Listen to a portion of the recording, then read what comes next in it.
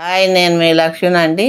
ఈరోజు మన వీడియోలో ఈ మటన్ కీమా నా పద్ధతిలో చేసి చూపిస్తానండి.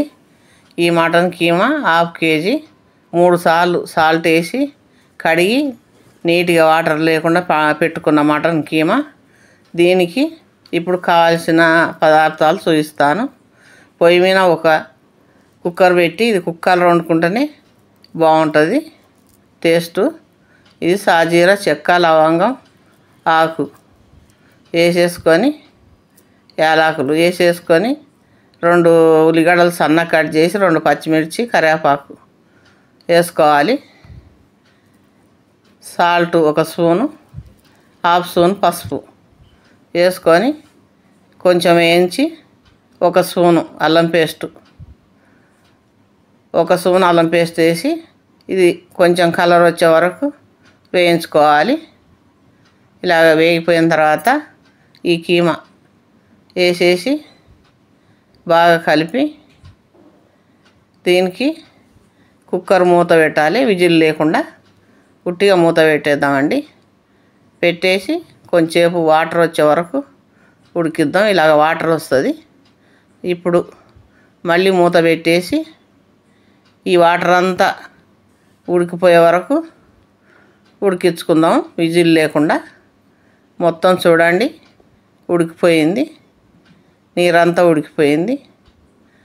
ఇప్పుడు 2 టమాటాలు సన్నగా కట్ చేసి పెట్టుకున్నాయి వేసేసుకొని 3 స్పూన్ల కారం, 1 half spoon garam masala, 1 spoon కొంచెం ఎక్కువ కొబ్బరి పొడి వేసుకోవాలి.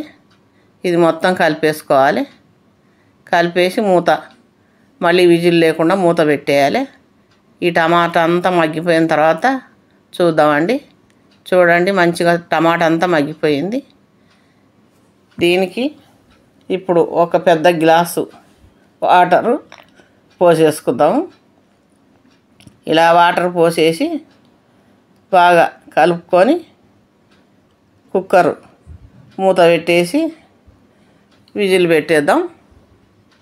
పెట్టేసి ఒక 10 నిమిషాలు దీన్ని ఉడకనిద్దాం. నీరంతా పోయే వరకు ఉడికింది కదండి. ఇప్పుడు ఒక 10 నిమిషాలు ఉడికితే కీమా మంచిగా ఉడికిపోతుంది. చూడండి ఎంత బాగా ఉడికిందో, చాలా బాగా ఉడికింది.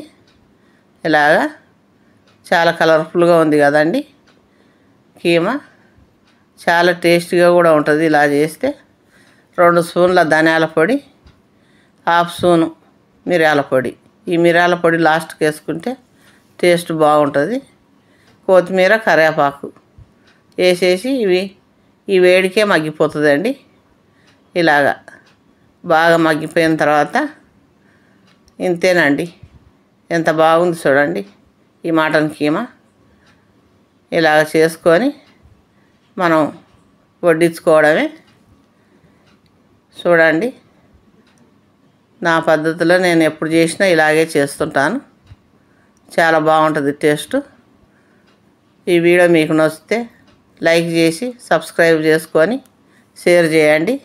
మా ఛానల్ను సపోర్ట్ చేయండి ప్లీజ్.